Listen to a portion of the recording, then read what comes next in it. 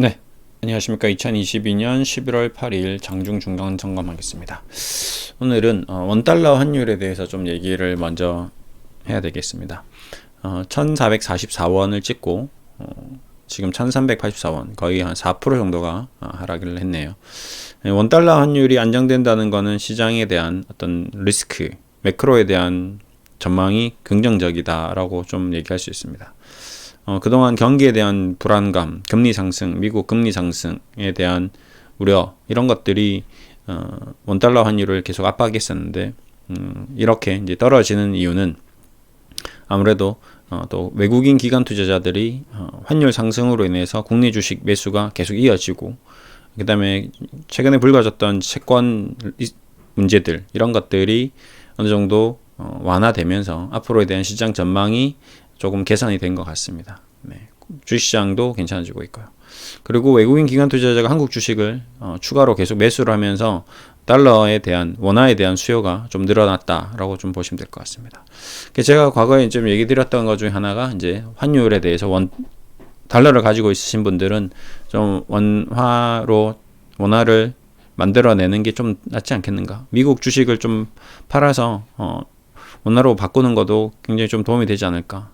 왜 그러냐면 최근에 국내 은행 금리가 저축은행 예금 금리가 굉장히 높기 때문에 현금을 좀 확보하는 것도 도움이 될 수 있겠다. 해외 투자자들에 대해서 좀 얘기를 드렸던 적이 있습니다. 이제 기술적으로 달러 환율이 조금 안정되면서 1,300원대에서 1,350원대로 좀 회복되지 않을까 좀 생각이 되는데요. 그러면서 우리 주식시장도 좀 2,400에서 2,500대로 좀 진정이 되는 그런 국면으로 갔으면 좋겠습니다. 더불어 이제 삼성전자가 굉장히 강한 반등이 나오고 있습니다. 이재용 부회장이 이제 회장으로 승진을 하면서 삼성전자가 주가도 승진을 했네요. 예. 5만 전자에서 6만 전자로 만원 승진했습니다. 예. 다행히 아무래도 떨어지는 것보다 좋죠. 어쨌든 주식시장이 삼성전자가 올라가든 하이닉스가 올라가든 주식이 올라가는 것은 투자자들에게 투자 심리를 개선하는 심리적 긍정 효과가 있기 때문에 저는 매우 좋게 생각하고 있습니다. 예. 더불어 다른 주식들도 동반 상승하고 있고요. 그 다음에 최근에 낙폭 과대주들이 많이 반등을 했고, LG 디스플레이 이러면서 하나 이제 추가적으로 나온 게 이제 공매도 쇼커버닝이 들어오는 것 같다. 그동안 공매도가 강했던 종목들이 약간 불안감을 느끼는 거죠. 여기도 보시면 LG 디스플레이가 있지만 엄청난 공매도가 나왔거든요. 회사의 가치가 없는 수준으로 공매도가 나왔습니다. 그러니까 이 수많은 공매도가 주가가 이렇게 반등이 나오면 좌불안석이 될 수밖에 없는 거거든요. 그래서 지금은 시장의 가장 큰 특징 중 하나가 원달러 환율의 변화, 그 다음에 공매도의 쇼커버링입니다. 그래서 지금 최근에 계속 제가 쇼커버링에 대해서 얘기 드리고 있는데, 수급적인 요인, 외국인 기관 투자자들, 헤지펀드 매니저들, 너도 사고 나도 사고 지금까지 공매도 쳤던 헤지펀드 매니저들이 공매도 자금이 깔려 있는 걸 아는 국내 연기금이라든지 국내 기관 투자자들이 완전히 얘네들이 역공을 하고 있는 거죠. 예, 그 부분이 굉장히 좀 재밌는 지금 관전 포인트입니다. 보시다시피 코스피에서 이제 외국인이 순매수 들어오는데 이제 이런 거죠. 헤지펀드 매니저들이 공매도를 많이 쳐놓은 걸 아는 노르웨이 연기금이라든지 북유럽 연기금, 홍콩 연기금, 싱가포르 테마색 이런 아이들이 이걸 유심히 관찰을 하다가 이제 역공을 들어가는 거죠. 얘네들이 분명히 쇼커버링이 들어올 거고, 그러면 내가 여기서 매수가 들어가면 얘네들은 따라 살 수밖에 없다. 그러니까 신규 자금들이 지금 기존의 헤지펀드 매니저들을 공격하고 있는, 그리고 동반해서 우리나라 국내 기관 투자자들도 옳다쿠나 하고 같이 따라 들어가는 그런 장세가 좀 연출되는 것 같습니다. 그런 종목들이 좀 눈에 보이네요. 네, 이제 갑작스러운 이런 이상급등, 좋지 않은데 실적은 안 좋은데 불기둥이 나오는, 장대 양봉이 나오는 이런 종목들이 계속 속출하고 있습니다. 그렇죠? 오늘도 카카오페이, 그동안 카카오뱅크, 카카오페이, 카카오 쪽은 완전히 카카오 통신망 이제 화재 사건 이후로 통신망이 두절되고 이제 이 회사는 끝나는 게 아닌가 싶었는데 오히려 주가가 30%가 반등이 나왔습니다. 재밌죠? 주식이라는 게 늘 이런 현상을 보였습니다. 과거에도 이랬고, 그래서 그때 당시 카카오 그룹이 완전히 폭락할 때 절대 지금은 손절 타이밍이 아니다라는 영상들을 이제 계속 좀 보내드렸는데, 그때 손절 안 하시고 저와 함께 같이 보신 분들은 조금이라도 도움이 되셨으면 하는 바람이 있었고 지금도 여기서 조금 더 지켜볼 필요가 있지 않겠는가, 뭐 이런 생각을 하고 있습니다.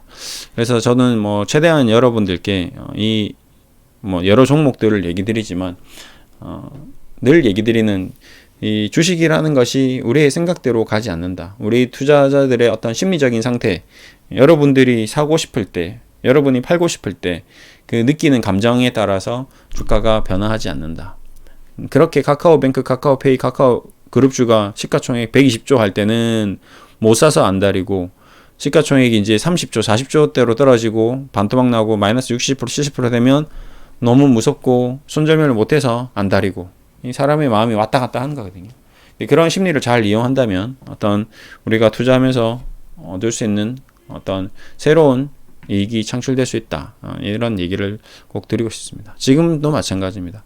이제 또 이렇게 주가가 올라오기 시작하니 뭐 가슴이 뛰고 심장이 벌렁벌렁하고 어떻게 될지 모른다, 이러신 분들이 있다면 그거는 주식 공부를 해야 될 게 아니라 내 마음 공부부터 먼저 해야 된다.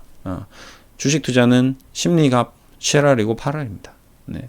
내 마음의 이치, 내 마음의 움직임, 내 마음의 어떤 길, 이런 것들을 더 많이 공부를 해야지, 나를 다스릴 수 있어야지 주식도 다스릴 수 있다. 이런 얘기를 꼭 드리고 싶고요.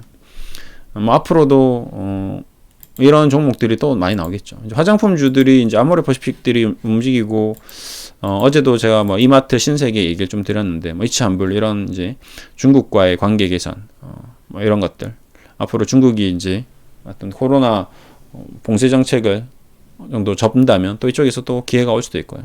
뭐 요즘에 좀 많이 빠진 업종 중에 하나가 또 제약 업종입니다. 제약 업종은 경기 방어 업종인데 아무리 경기가 나빠도 약은 먹거든요. 근데 실적으로 제약주들이 굉장히 많이 하락한 상태입니다. 의외로 바이오주들이 반등을 했었죠.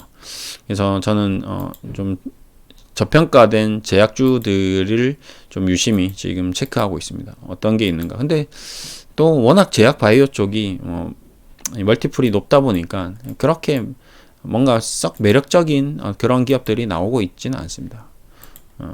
몇몇 종목들이 이제 있긴 한데 얘네들도 이제 호가창이 너무 이렇게 얇고 실적으로 매매하기가 좀 힘든 경우가 있죠. 뭐 환인제약 이런 것들도 보면 멀티플이 상당히 괜찮습니다. 영업이익 71억, 시가총액 3천억에 지금 3분기 영업이 71억 찍었거든요. 준수합니다. 이게 코로나 블루 관련돼서 정신치료 뭐 이런 약들, 피델리티 펀드도 들어가 있고요. 국민연금 3천억짜리 회사치고 지분 구조가 굉장히 탄탄하죠. 왜 그러냐? 그러면 이제 숫자를 보면 이제 답이 나오거든요. 숫자들이 굉장히 예쁘고 아름답습니다. 3천억짜리 회사가 300억 정도의 영업이익과 당기순이익을 꾸준히 시현하면서 배당 수익률은 한 2%대. 그러니까 제약주 치고는 좀 기본이 좀 튼튼하고 기초가 탄탄한 굉장히 알짜 회사인 거죠. 약 판매도 꾸준하고 재무 구조도 우수하고 지분 구조도 우수한 이런 기업들이 이제 나중에 뭐 이제 테마가 좀 불면 움직일 수 있는데, 이제 작년에는 이제 코로나 관련돼서 코로나 심리 치료 관련된 약이 이슈가 되면서 한 25,000원까지 올랐다가 지금은 다시 좀 내려앉았습니다. 근데 이제 앞으로도 심리 치료, 제가 지금 얘기하는 정신적인 심리적인 어떤 환자들이 더 많이 생길 수 있습니다. 왜 그러냐면 사회가 점점 고도화되고 고령화되면서 정신적인 어떤 고통을 호소하는 사람들, 스트레스에 대한 호소하는 사람들이 많기 때문에 그와 관련된 약으로 또 새로운 이슈가 불 수도 있고, 또 마찬가지 중국 쪽도 고령화 시대를 맞이하면서 새로운 어떤 수요가 창출될 수 있기 때문에 그렇겠죠. 네. 그래서 이런 기업들은 장기적으로 좀 꾸준히 지켜볼 필요가 있는 기업입니다. 광동제약 이런 건 우리가 잘 알고 있는 비타오백 이런 게 있는데 워낙 이런 것들이 많다 보니까, 예. 근데 뭐 어제 보니까 기사가 또 이상한 게 하나 났더라고요. 뭐 모더나와 코로나 백신 뭐 정보 제공 뭐 이런 얘기가 나는데, 이제 나중에 또 제2의 코로나 뭐 293, 뭐 23, 24 또 새로운 변종 바이러스 또 나올 수 있겠죠. 지금 저도 이제 그 여러 가지 책들을 읽고 있는데 뭐 그 중에서 코로나 관련된 책들도 많이 읽었고요. 그 다음에 동물 관련된 책들도 많이 읽었는데, 코로나가 이제 생긴 이유, 뭐 기후 관련 책들도 많이 읽고 하는데, 코로나가 발생된 뭐 여러 가지 원인들이 있겠죠. 그 원인 중에 하나가 이제 기후의 변화. 그 기후의 변화로 인해서 박쥐들이 열대성 포유류가 온대성 기후, 그러니까 중국의 어떤 지금 코로나가 최초로 발생된 광둥 지역이라든지 뭐 사천 지역이라든지 뭐 지금 뭐 대만 쪽이라든지 온대성 기후까지 뭐 과거에 박쥐들 대비 한 2배, 3배, 4배, 뭐 10배, 20배 이렇게 서식하는 박쥐들이 늘어났다고 하더라고요. 그러면서 이제 걔네들이 가지고 있는 바이러스들을 우리 인간에게 옮기고, 그 인간에게 옮아온 바이러스가 우리 인간들과 인간들 사이에 옮겨지면서 코로나19가 더 증폭되는. 그러면 앞으로 열대 기후에 있던 그 수많은 박쥐들이 더 온대성으로 자꾸 더 이제 따뜻해지니까, 우리가 여름에 온도가 40도 막, 그리고 게릴라성 폭우 막 베트남, 그 말레이시아, 필리핀에서 오는 비를 해외여행 가서 봤던 그런 비들을 이제 한국에서도 보듯이 박쥐들이 한국에서 살면 우리도 그 바이러스에 노출될 가능성이 높아지는 거거든요. 그러면 또 추가적으로 이제 그런 약들이 더 많이 필요하게 될 수도 있을 겁니다. 뭐 그런 점을 감안해서 앞으로 이제 코로나19뿐만 아니라 새로운 바이러스에 대한 그런 대비, 그런 것들이 결국 또 제약 쪽에서 나올 수 있기 때문에 제약주나 바이오주들은 끊임없이 우리가 모니터링을 하고 포트폴리오의 한 축으로서 담당을 해야 될 가능성이 해야 될 것 같습니다. 가능성이 높다? 뭐 이거보다는 해두는 게 좀 좋지 않을까, 이제 이런 생각을 좀 가지고 있고요. 그런 맥락에서 재무 구조도 우수하면서 배당도 주고, 그 다음에 보시면 배당 수익률이 좀 나와 있거든요. 고려제약, 환인제약, 대화제약, 뭐 한독 이런 아이들은 배당도 주고, 배당 수익률 나오죠? 예, 고려제약 2.4%, 환인제약 1.7%, 배당도 주고 미래에 대한 투자도 하고 뭐 이런 것들이 좀 있습니다. 여러 가지 측면으로 우리가 투자에 대한 생각을 다방면으로 좀 할 수 있을 것 같습니다. 어쨌든 이제 시장이 좀 올라온다 라는 얘기를 좀 드렸고요. 좀 정리를 하자면 원달러 환율이 1384원까지 안정되고 있다. 그리고 공매도 숏커버링이 들어오면서 낙폭 과대주들이, 저평가 우량주들이 강한 반등을 보이고 있다. 그리고 세 번째, 우리가 앞으로 미래를 위해서 기후 변화라든지 어떤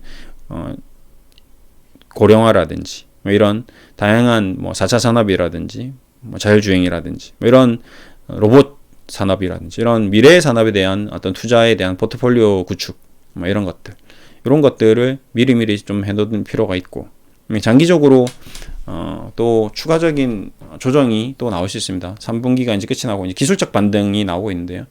늘 얘기 드렸던 주시장은 항상 실물 경기 시장에 대비해서 선행을 합니다. 그러면 지금 이제 경기가 꺾이고 안 좋은데도 불구하고 지금 주시장이 강한 반등이 나왔거든요. 경기는 안 좋다는데, 금리 올라가는데 왜 지금 주시장이 반등하지? 제가 지난달에 얘기 드렸던 그 부분, 주시장은 금리가 이제 상단이 어느 정도 정해졌기 때문에 앞으로의 기대감으로 올라갈 수 있습니다. 그러니까 6개월 뒤에, 1년 뒤에는 금리가 이제 진정될 것이다. 미국 금리가 5% 선에서 마무리될 것이다라는 기대감이 지금 시장에 이제 작용하는 거죠. 근데 그런 작용들이 우리 인간에 대한, 우리가 우려감으로 인해서 폭락을 한 것처럼 지금은 기대감으로 상승을 할 수도 있는 겁니다.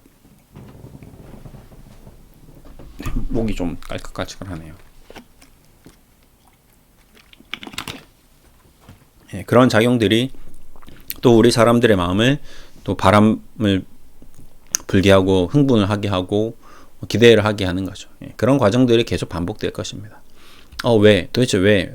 왜라는 건 없죠. 기관 투자자들, 애널리스트들의 얘기와 정말 주식시장이 반대로 움직이는 것 같지 않습니까? 애널리스트들이 목표가를 낮추면 주가는 올라오고, 주가가 올라가서 애널리스트들이 목표가를 높이면 주가는 떨어지고, 예, 그 펀드 매니저들은 돈을 바로바로 사고 팔고, 우리 전업 투자자들도 주식을 바로바로 사고 팔고 해서 돈을 확정을 해야 되거든요. 그러면 그걸 돈을 벌었을 때 누군가에게 떠넘겨야 되는데 그 떠넘기는 사람이 자기보다 똑똑한 사람한테 떠넘기면 안 되겠죠. 자기보다 멍청한 사람들한테 항상 떠넘겨야지 수익을 실현할 수가 있는 거거든요. 그래서 이 기업이 너무 좋으니까 사줘. 그렇게 말을 예쁘게 꾸며서 원래 가치는 1,000억짜리인데 1조에 팔아먹고 그리고 9천억의 수익을 내고 기다렸다가 다시 주가를 떨어뜨려서 공매도를 쳐서 3천억이 사서 또 지금 5천억이 팔아먹는 이런 고도의 전략을 쓰고 있다라고 좀 보시면 될 것 같습니다. 근데 이런 시장이 앞으로 영원히 반복될 것이고요. 여러분들은 그 메커니즘을 반드시 이해해야 되고 그것에 대해서 인식을 해야 되고 앞으로 주식 투자에 대해서도 그런 과정이 반복될 거기 때문에 그 메커니즘을 100% 활용하면 좋은 성과가 또 나올 수 있습니다. 늘 얘기 드리는 게 항상 여러분들께 이제 현금을 늘 만들어 놓고 돈을 준비하고 또 여기서 이제 좀 시장이 좀 괜찮아지니까 또 고점에 덤비지 말지고 나중에 또 빠지면 또 기회가 왔을 때 남들이 다 죽어갈 때 그때 또 사면 또 되겠죠. 그리고 분할 매수하고 그 다음에 혼자 자기 명의의 계좌보다는 자녀분이라든지 뭐 배우자라든지 다양한 계좌를 활용해서 계좌를 여러 개로 나누어 두시는 것도 굉장히 좀 도움이 될 수 있다. 네. 그래서 지금 뭐 시장이 안 좋았을 때 뭐 자녀 명의로 샀던 계좌는 지금 플러스가 났겠죠. 뭐 10%, 5% 뭐 이런 식으로 수익이 났겠죠. 그러면 자기가 샀던 카카오뱅크, 카카오페이, 뭐 카카오에 대해서 계속 물을 탔던 사람들은 여전히 마이너스 50%, 60%입니다. 감흥이 없죠. 근데 자녀 명의로 사두신 분들은 오히려 이제 10% 수익 났네. 삼성전자 샀던 분은 5% 수익 났네. 이런 수익을 맛볼 수 있는 그런 재미가 있거든요. 그래서 제가 이제 한 10월 달부터 계속 얘기 드렸던 게 계좌를 나눠서 매매 주식에 대해서 접근을 하시라라고 얘기 드렸던 부분이 있습니다. 오늘 여러 가지 좀 얘기 드렸으니까요. 한번 참고하시고 오늘은 장중 점검 좀 해드렸습니다. 감사합니다.